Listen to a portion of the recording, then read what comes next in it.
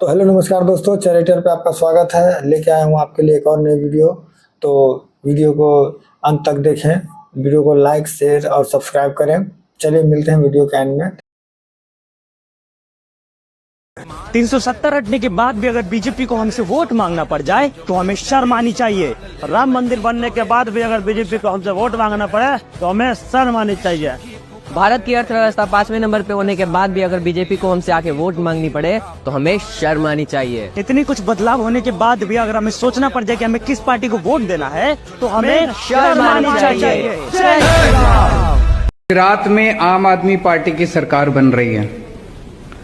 ये आज आप नोट कर लीजिए, ये भविष्यवाणी भी नोट कर लीजिए और ये भविष्यवाणी सही होगी। गुजरात विधानसभा चुनाव में आम आदमी पार्टी की करारी हार हुई है। 128 सीटों पर आम आदमी पार्टी की जमानत जब्त हो गई है।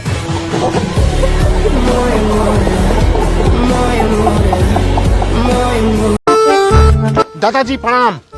मोदी तानाशाह हो गया है, उसको हटाना जरूरी है। जा रहे युवाओं के हृदय सम्राट, भविष्य उद्धारक, भावी पीएम राहुल गांधी जी को वोट देने, क्योंकि हाथ बदलेगा हालात। आजादी के लड़ाई के बाद यही झांसे में आके हम लोग भी कांग्रेस को सरकार में लाए थे, लेकिन अरे जाने दीजिए बाबूजी, बुरा सपना समझ के भूल जाइए। बेटा शुक्र मनाओ कि तुम्हारे बाप के आ जाने के बाद हमारी नसबंदी हुई थी, नहीं तो तुम ये कहने लायक नहीं होते कि हाथ बदलेगा हालात।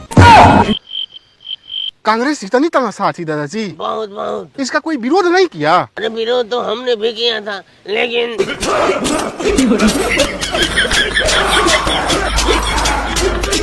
माननीय सुप्रीम कोर्ट का धन्यवाद करते हैं, उन्होंने मौका दिया कि अरविंद केजरीवाल को 20 दिन के लिए जाना है। उससे मेरा क्या फायदा हुआ, मुझे क्या मिला? आपको ये बताना चाहता हूँ, 2 जून को इनको फिर लेके जाएंगे जेल में। 2 जून को इनको फिर लेके जाएंगे जेल में। हंसदे चेहरे का मतलब नहीं। कैसे नेता चाहिए जो आपके आंसू पोंछे?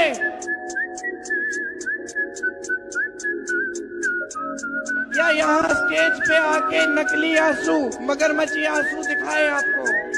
कैसे नेता चाहिए जो आपकी मुसीबतों को समझे, या जो आपके सामने आकर अपनी मुसीबतें गिनाए? 1 महीने पहले कांग्रेस पार्टी के सारे बैंक अकाउंट फ्रीज कर दिए गए और आज हम रेलवे टिकट नहीं खरीद सकते। आज हम अपने नेता को एक शहर से दूसरे शहर नहीं भेज सकते। आपको कैसा नेता चाहिए? जो हिम्मत वाला हो। ये नया भारत है, गर्म में घुस के मारता है।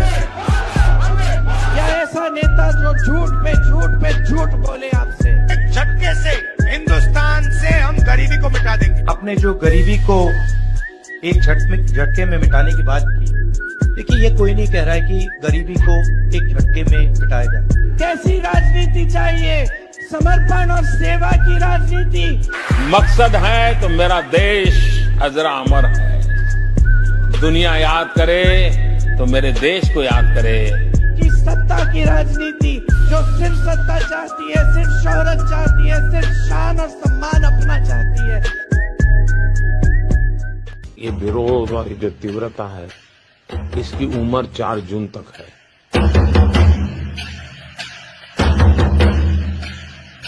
4 जून के बाद न उनकी हैसियत होगी, न उनका हौसला होगा। सिर्फ और सिर्फ मेरे देश की ताकत होगी, मेरे देश का सामर्थ्य होगा, मेरे देश के लोकतंत्र का सामर्थ्य होगा।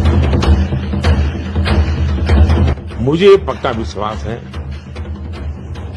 कि जब दीपक बूझने को होता है तो फटफटाती है।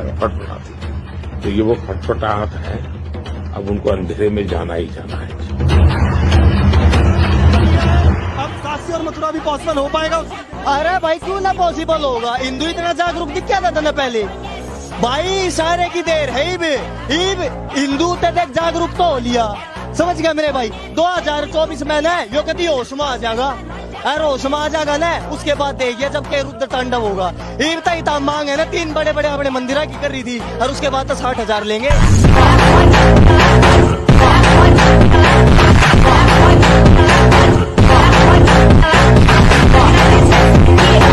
कल मोदी जी ने सभा में साफ कहा कि राहुल गांधी अगर सत्ता में आता है तो लोगों की संपत्ति मुसलमानों को देगा। इसका फैक्ट चेक करते हैं। सच्चाई तो यह है कि राहुल गांधी के मम्मी, पापा, दादी, परदादा ने पहले ही इसका इंतजाम कर रखा है।